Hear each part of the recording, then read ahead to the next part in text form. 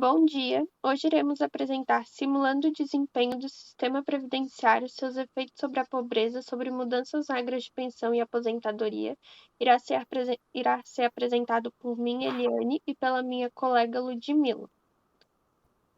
Neste trabalho abordaremos as regras de acesso e o valor do benefício de aposentadoria e pensão no Brasil, a diferenciação da Previdência do Brasil em relação aos demais países, o sistema previdenciário do Brasil utilizando os critérios de outros países, uma possível reforma do sistema previdenciário brasileiro para a diminuição da desigualdade na sociedade. Agora a gente vai apresentar as condições internacionais de acesso ao benefício de pensão por morte de diversos países. Primeiramente, a gente vai falar dos países europeus. Aqui na tabela está listado 12 países da Europa, fala o total da população do país, a expectativa de vida ao nascer dos homens e das mulheres, a idade média de aposentadoria e o PIB per capita do país. Desses países, o que tem a menor idade média de aposentadoria é a Bélgica. E lá a pensão por morte é paga para as viúvas que tenham no mínimo 45 anos, ou que sejam incapazes de trabalhar ou que tenham uma criança. A viúva vai receber 80% do valor da aposentadoria do falecido, e caso ela se case novamente, ela não recebe mais o benefício. Agora, a Noruega, que é o país com menor população, eles pagam 100% do valor da aposentadoria para a viúva. Só que é necessário que o casal estivesse casado por pelo menos 5 anos ou que eles tivessem uma criança. E caso a renda da viúva ultrapasse metade do valor do benefício, ao invés de ela receber 100%, ela vai receber apenas 40% do valor da pensão. E, novamente, se ela se casar, ela não recebe mais o benefício. Na França é exigida uma idade mínima de 52 anos e a pessoa também tem que ter uma renda inferior a 15 mil euros por ano. E a viúva vai receber 54% do valor da aposentadoria do falecido. E o engraçado é que, ao contrário da França e da Bélgica, que exige uma idade mínima, a Finlândia é o contrário. Lá só recebe o benefício as viúvas que têm menos de 65 anos e que tenham filhos menores de idade. A viúva lá também só vai receber por 6 meses o benefício.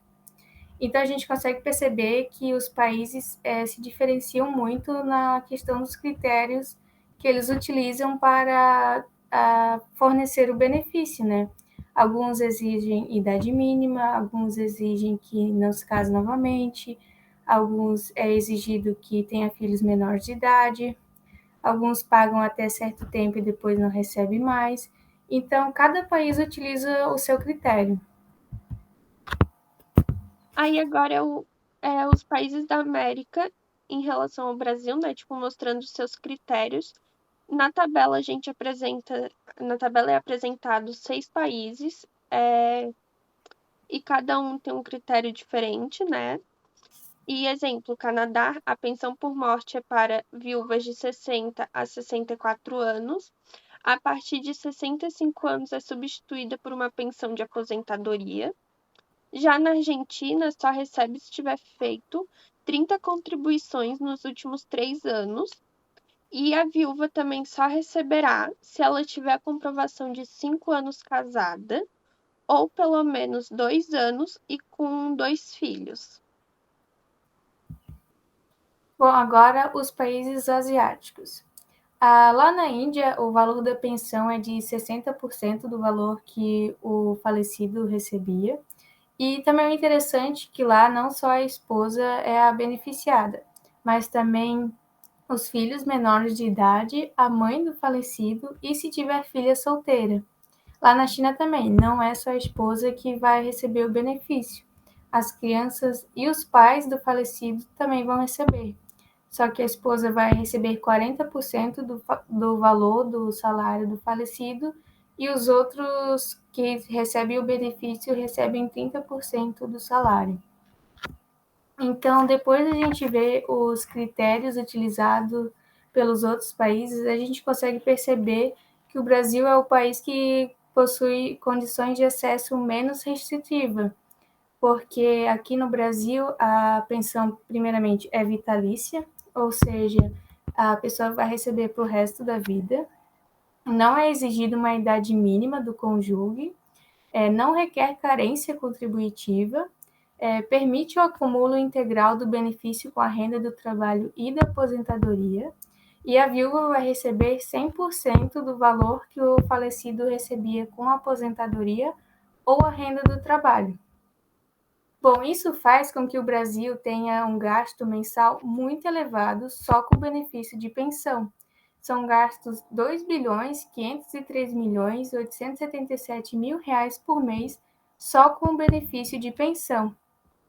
E a gente vendo aqui na tabela consegue perceber que desse valor, 53% são com pensionistas que moram com filhos maiores de idade e 30% com pensionistas que não moram com os filhos. Então, desse valor total gasto pelo Brasil, 83% são com pensionistas que não possuem dependentes. E se a gente utilizasse o critério de muitos outros países, isso seria uma grande insensatez. Aí agora a gente tem a tabela que mostra o Brasil dentro dos critérios da Europa. Na tabela apresenta 11 países, nela é mostrado os beneficiários, a quantidade deles, né, e a porcentagem deles, e as despesas e a porcentagem dessas despesas dos beneficiários. E que caso o Brasil adotasse o critério da Finlândia, que são viúvas de menos de 65 anos com filhos de até 18 anos, o país teria uma maior economia, porque somente 15% dos beneficiados atuais que têm direito receberiam, né? E a Suécia também seria bom nessa economia, porque o seu critério é de viúvas de 65 anos e recebe 55% desse valor. E com isso reduziria 44% dos beneficiários atuais. E aqui agora a gente tem o Brasil de acordo com os critérios da América. Na tabela apresenta 9 países de acordo com a América e a Ásia, né? E que eles têm critérios diferentes também do Brasil, e ela é igual à tabela anterior. Podemos ver que se o Brasil aderisse o critério do Canadá, que é viúvas de 60 a 64 anos, teria pelo menos 7% dos gastos atuais. E se também utilizasse o critério dos Estados Unidos, que é viúvas com crianças, teria apenas 11% dos gastos reduzido. Agora a gente vai apresentar as condições internacionais de acesso à aposentadoria. Como foi no caso do benefício da pensão, os países utilizarem critérios, sendo um muito diferente do outro, na aposentadoria não é diferente. Por exemplo, a França é exigida uma idade mínima de 60 anos para homens e mulheres. Também é necessário 37,5 trimestres de contribuição e a pessoa tem que sair do emprego no qual ela se aposentou. Na Alemanha, a idade mínima também é 60 anos, só que é exigido dos homens 15 anos de contribuição e das mulheres 10 anos. Na Suécia, a idade mínima é de 61 anos para homens e mulheres. Na Argentina, a idade mínima é 60 anos para os homens e 55 para as mulheres. E também exigido um tempo de contribuição de pelo menos 30 anos. E nos Estados Unidos, a idade mínima é de 62 anos para homens e mulheres. É também necessário 10 anos de contribuição e é permitido a pessoa continuar no emprego no qual se aposentou. Então, a gente consegue perceber que os países, de novo, eles usam critérios bem diferentes uns dos outros, né? Por exemplo, a Argentina exige 3 vezes mais o tempo de contribuição do que os Estados Unidos. Também muda também a idade mínima, né? Alguns 60, 61, 62. Então, os países, eles utilizam critérios bem diferentes. Os gastos das aposentadorias no Brasil. Na tabela que está sendo apresentada, a gente vê a quantidade dos beneficiários no Brasil e as suas despesas através de categorias de sexo e faixa etária, onde as mulheres representam 46% desse total de beneficiários e também muitas pessoas que têm menos de 49 anos recebem esse benefício. Agora nessa tabela a gente vai ver como que ficariam os gastos do Brasil e a quantidade de pessoas que seriam beneficiadas utilizando como critério a idade mínima que os outros países utilizam. Então, por exemplo, usando a idade mínima de 60 anos, como é o caso da Alemanha, Bélgica, França, Canadá e Japão, apenas 74% dos beneficiários continuariam recebendo o benefício. E, com isso, apenas 66% do total das despesas que o Brasil tem continuariam, né? O Brasil gastaria 66% do que gastou, né, no ano de 2004.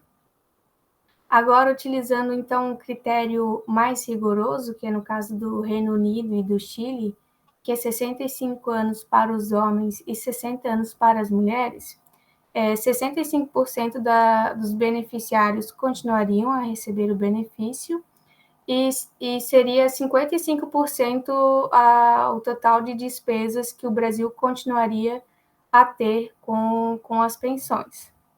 E utilizando um critério menos rigoroso, que é no caso da China, que é 50, a idade mínima é de 50 para homens e 45 para as mulheres, isso faria uma diminuição de 5% do total de pessoas que recebem o benefício e também diminuiria 5% os gastos do Brasil. Então, a gente consegue perceber que se apenas o Brasil utilizasse uma idade mínima, isso já faria com que ele diminuiria a sua despesa. A desigualdade no Brasil. O Brasil apresenta uma das mais elevadas desigualdades de renda do mundo.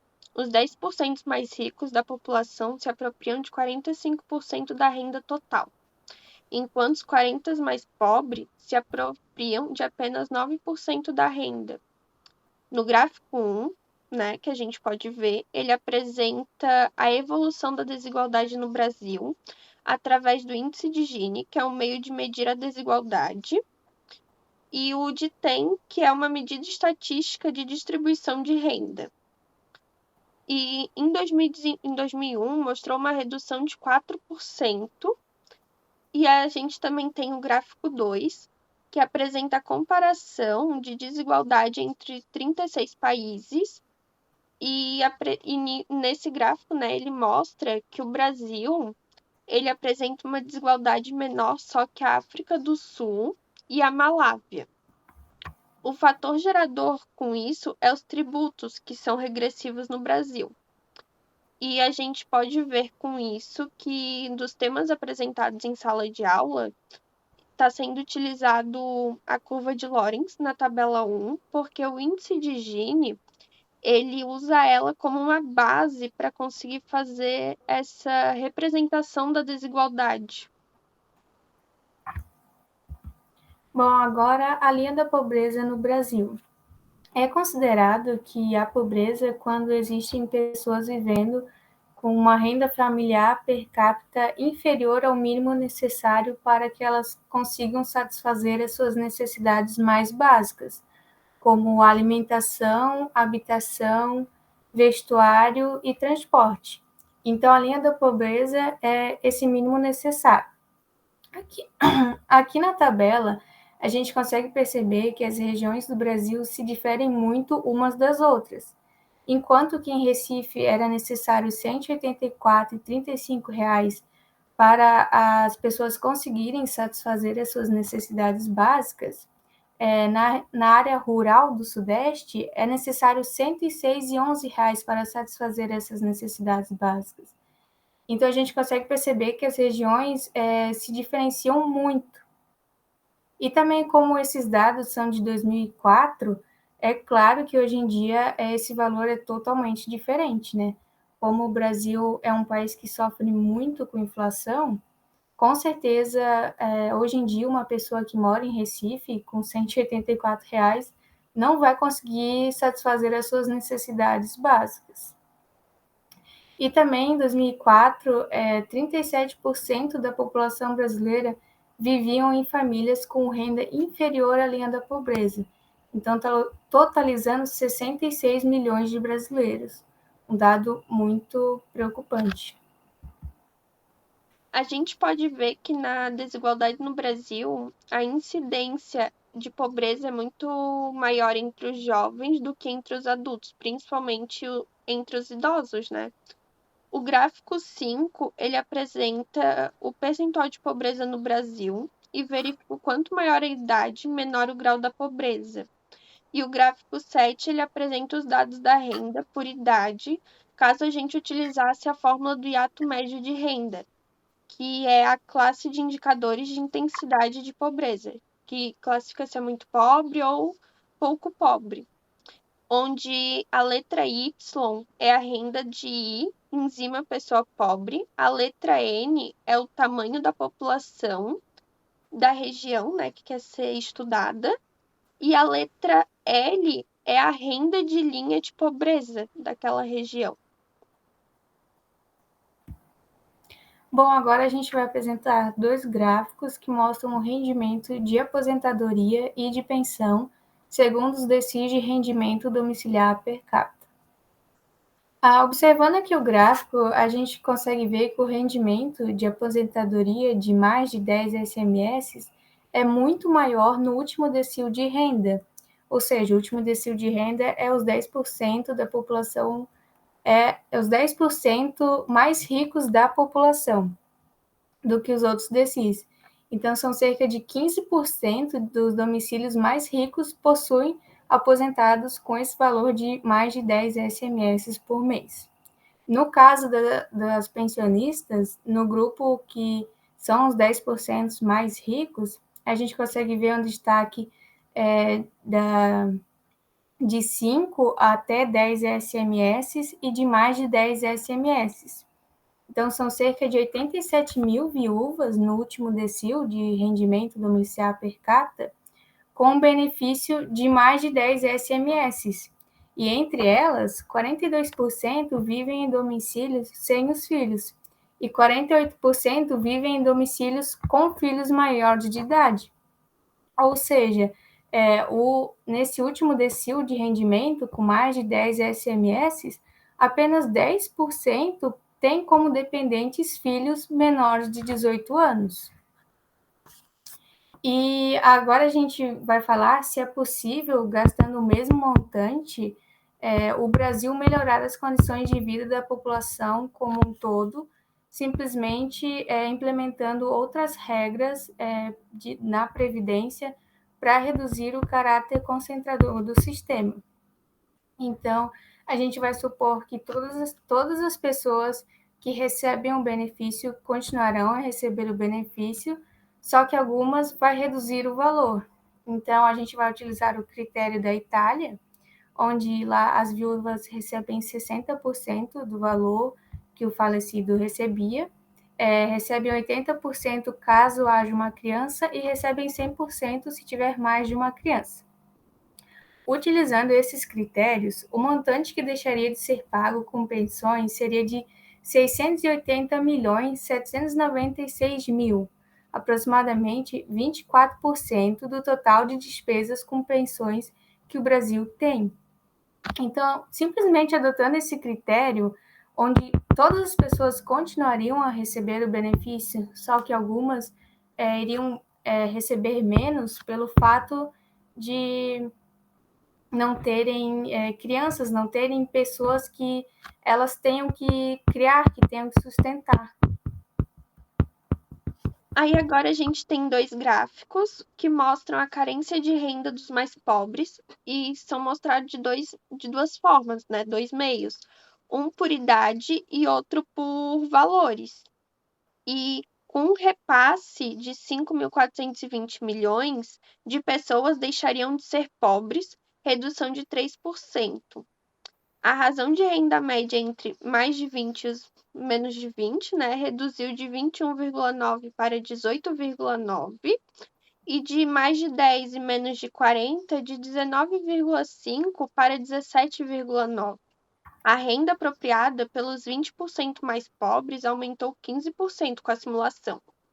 E pode-se considerar essa simulação uma função distributiva de transferência de renda direta do governo, pois tem uma função para reduzir a desigualdade. Aí agora a gente tem um gráfico, né, que é da redistribuição de resultado na redução de pobreza do Brasil. E com isso com esse gráfico, né, a gente consegue ver que apesar de funcionar, não deve ser utilizado como método, pois não é a melhor estratégia para reduzir essa pobreza. E a simulação de crescimento. Com um sistema de redistribuição, notou-se que os grupos mais pobres teriam ganhos expressivos, já os grupos mais ricos teriam perdas insignificantes. Bom, é importante a gente lembrar que a Previdência é uma seguridade social, ou seja, ela transfere recursos a quem contribuiu e na proporção que contribuiu. Não é um programa de distribuição de renda ou um instrumento redutor da pobreza e da desigualdade. O fato da Previdência conseguir reduzir a pobreza não significa que ela vai atuar sobre os mais pobres. Os recursos da Previdência eles não fluem entre as gerações de modo a equilibrar a pobreza uma para a outra, já que a gente já falou que a incidência de pobreza entre as crianças e jovens é mais de 3 vezes maior do que a de idosos. Então, analisando dessa forma, a gente consegue perceber que a Previdência não seria o melhor instrumento para diminuir a desigualdade do Brasil. E para finalizar as considerações finais, né? De acordo com os dados apresentados, notou-se que a pensão por morte do Brasil apresenta um gasto anual elevado, né? Pois possui menos critérios de acesso quando comparado com os outros países, tanto a Europa, a América e a Ásia. Já a aposentadoria no Brasil leva em consideração somente a divisão por sexo e o tempo de contribuição. E apesar de não ser objetivo, tem papel importante na redução da pobreza, no qual dados apresentam que quem recebe o benefício apresenta índice menor de pobreza, quando comparado com quem não recebe. Mas é o certo também que estamos longe desse sistema cumprir um papel redistributivo. Ajustes ainda mais sofisticados do que o aqui propostos devem ser feitos no sistema, no sentido de reduzir a transferência líquida de recursos para os mais ricos e os mais velhos de nosso sistema de previdência. Aí segue as referências.